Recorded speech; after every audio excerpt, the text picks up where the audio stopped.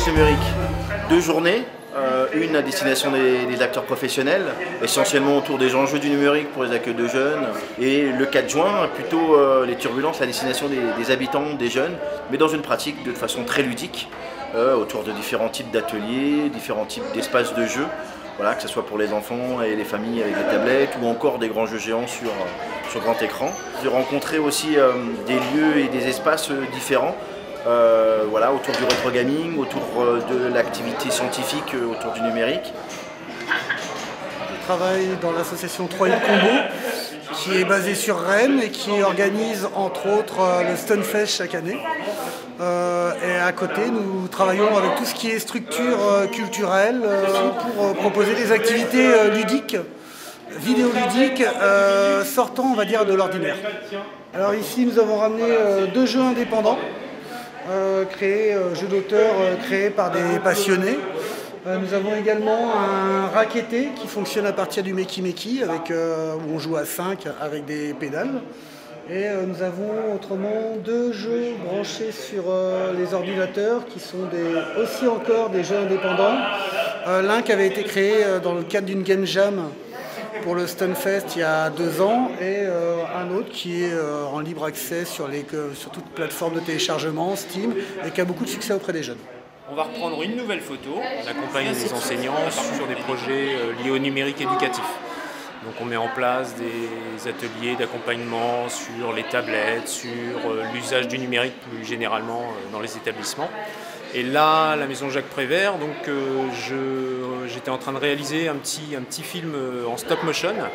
Donc le principe c'est de prendre une série de photos et puis le logiciel va créer un petit film pour animer tout ça.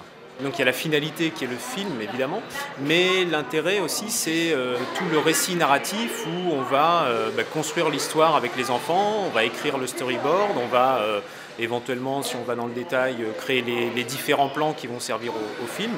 Et puis évidemment l'objectif final c'est de réaliser tout ça, mais il y a tout un travail d'écriture autour du stop motion qui peut être intéressant avec des élèves.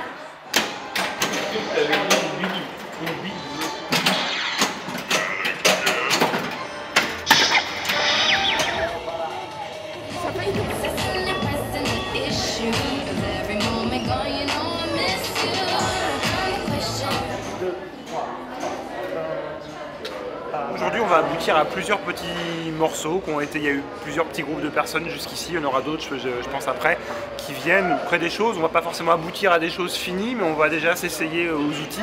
Et donc l'idée, c'est qu'on est venu avec une petite partie du matériel de conservatoire, et c'était de montrer qu'avec différents types d'interfaces assez simples, un mini clavier où on n'est pas censé savoir jouer de piano, et en particulier cette machine avec ses pattes qui permettent de faire de la percussion en fait assez simplement, et un ordinateur, on pouvait assez facilement commencer à créer des choses sans forcément avoir tout le langage musical classique ou autre derrière. C'est un camion qui nous permet en fait de se déplacer sur des lieux où il n'y a pas forcément déjà de salle pour la science ou adaptée. Donc à l'intérieur on a tout ce qu'il nous faut, des ordinateurs, des tablettes, des mallettes pédagogiques. Donc vraiment il est super bien rempli et ça nous permet donc justement d'accéder à des endroits comme ici. Tout le monde sait se servir d'un téléphone, du tablette, d'un ordinateur, d'une console de jeu, mais personne ne sait vraiment comment ça fonctionne à l'intérieur parce qu'on s'y arrête pas forcément. Et donc justement avec l'atelier démontement on découvre comment c'est construit, on découvre à quoi servent les composants. Avec l'atelier Arduino on découvre comment fonctionne et quel est le langage d'un ordinateur, comment est-ce qu'on peut réussir à interagir avec lui. Et après, le dessin va prendre vie dans la tablette.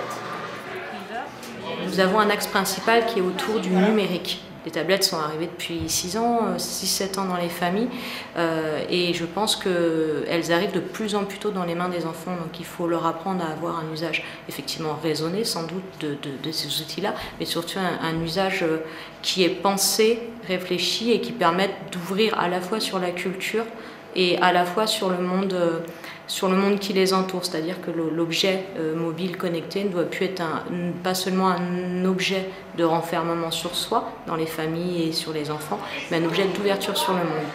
Merci, mais j'aurais pu le battre. Bon, Par exemple, c'est le dessin qu'une petite fille a fait. Donc elle l'a colorié, elle l'a pris en photo et en fait le dessin va prendre vie. Ça c'est d'autres dessins.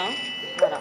Je suis un Ça, petit c'est le tapis. dessin qu'elle avait fait. Tu as vu comme je suis beau? Pour nous, il y a deux enjeux qui nous semblent importants de souligner, de soutenir. Le premier, c'est l'appropriation par le plus grand nombre de citoyens, si possible la totalité, des enjeux du numérique.